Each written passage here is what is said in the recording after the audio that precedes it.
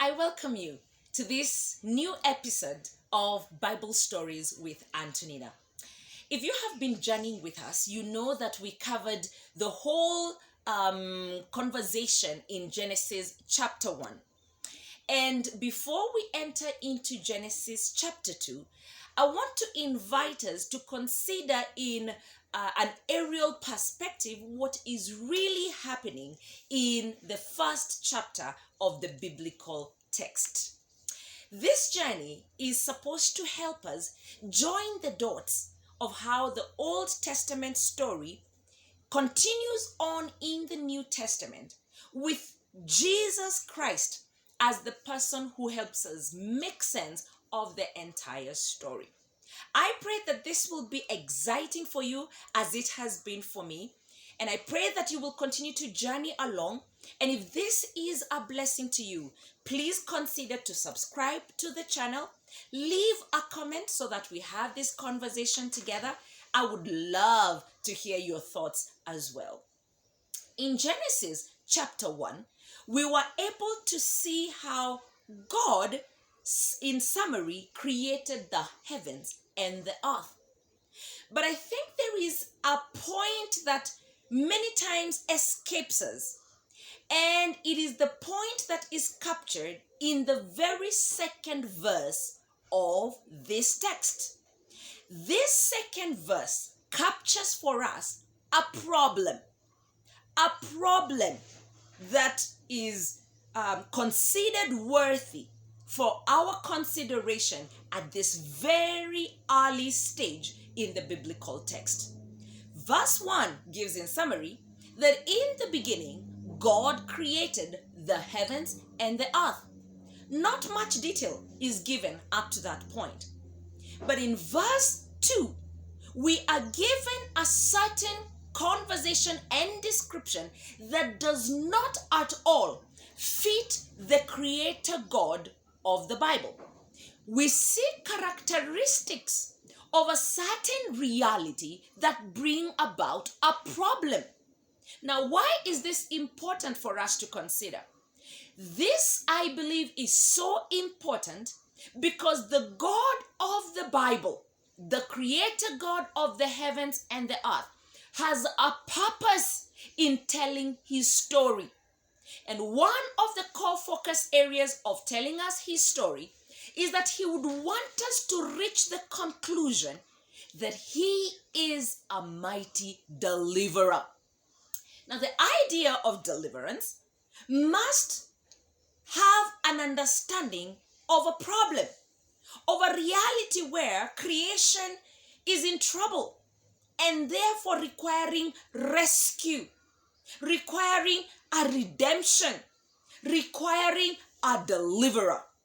And this deliverer must be seen and understood as a mighty person, a powerful person who we will see in this Genesis text. He calls things out.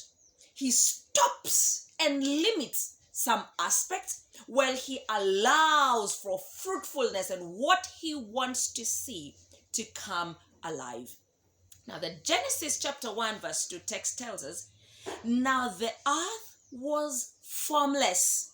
Some texts say the earth became formless and empty. Darkness covered the surface of the watery depths, and the Spirit of God was hovering over the surface of the waters. Very intriguing biblical text you must identify.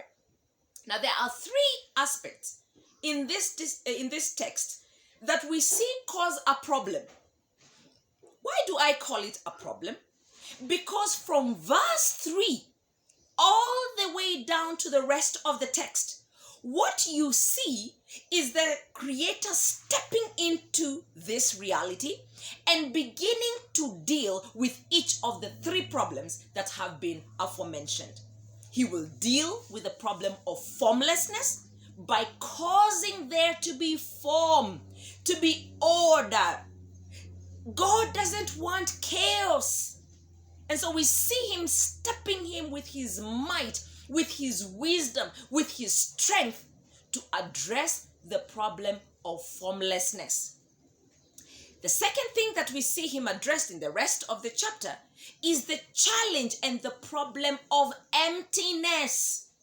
God does not want the earth to be empty. He did not create the heavens and the earth for them to be empty. God wants fruitfulness. God wants fullness. And we'll see him do exactly that. He will fill the waters with creatures. He will fill the land with creatures and plantation and vegetation. He will fill the skies with birds. Why? Because he does not want emptiness. And the third thing that we will see him address is the problem of darkness. In fact, of a more interesting idea for you to identify is that he begins with dealing with this last problem of darkness. He steps in and he says, "Let there be light." What I am hoping we will achieve in this conversation, friends, is that we will realize Genesis chapter 1 is not just an account that has been placed there for introductory sake. No.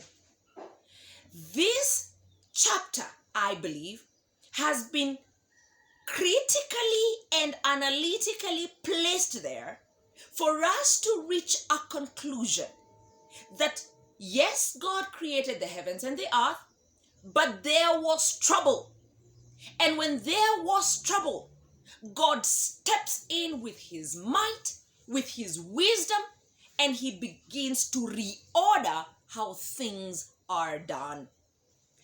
God is a mighty deliverer. And like the famous hymn goes, "A mighty fortress is our God."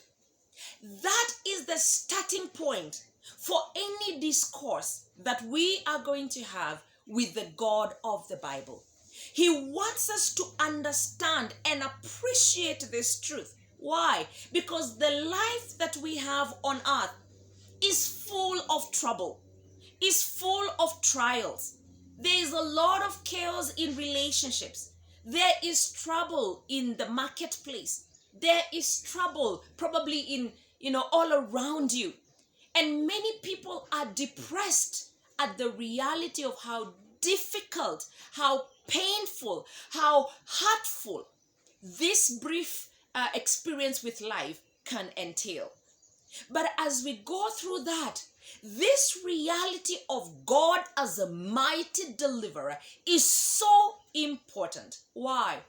Because it makes you realize, as I have, that even when life is so difficult, even when things don't make sense, even when the pain and the hurtful realities are palpable, God is the go-to person.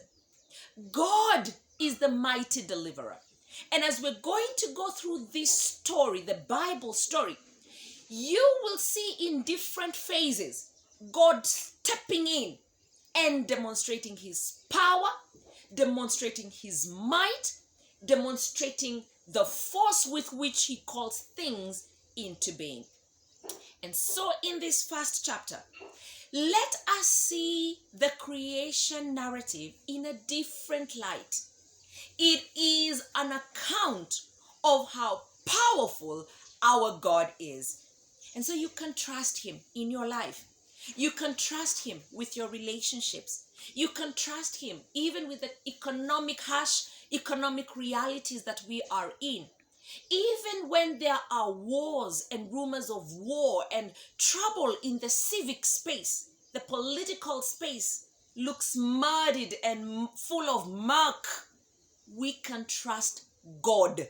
He is our mighty deliverer. And oh, by the way, it doesn't escape us that the last verse of Genesis chapter 1 tells us God saw all that he had made and it was very good. Everything God had made, everything God had allowed, everything God had limited, the conclusion of all that is that it was very good. And we see an entire environment created for the habitation of his most important creation, mankind. And that we learn from verse 26 all the way down, that when he was doing everything that he was doing, he was making and creating earth to be a habitable space for mankind. And in the next video, we are going to be looking at the second component of this divine design. Oh yes, there is a divine design. And the first and initial component is that God is a mighty deliverer. So irrespective of where you are at and what you're going through, let hope arise. Let hope arise that God is a mighty fortress, that God is a mighty deliverer, and he will deliver you from the reality of death, whether you're in a space where you're being persecuted, whether you are in a place where you're being misunderstood, relationships are going down.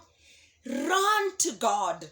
Run to Jesus. He is the hope, and he is a mighty, mighty deliverer. I want to leave us with one text in the book of 1 John, chapter 3 and verse 8. It tells us the reason why the Son of God was revealed was to destroy the works of Satan. Doesn't that just excite you? That the reason why Jesus came, that is why we're taking this Bible story, because this is the story of Jesus right from the very beginning. He was revealed to us so that he could destroy the works of Satan. What are the works of Satan? The works we see in verse 2. Formlessness in your life or in the environment, that's a work of Satan. Jesus came to deal with formlessness. Emptiness in your life or even in your environment, that's a work of Satan. Jesus came to deal with the problem of emptiness. Darkness is a problem brought by Satan, but Jesus came to bring forth light. And so Jesus is the person we look at when we are looking at the account of Genesis chapter 1. And if you allow him in your heart and in your life, grant him access into the things that concern you, what you will see is mighty deliverance. God bless you. Please subscribe to this YouTube channel. Please leave a comment, like the video, share it with others, and let's take a seat on this table as we take this journey together. God bless you, and may he bring in the resources that you need, the help that you need, because he's a mighty deliverer.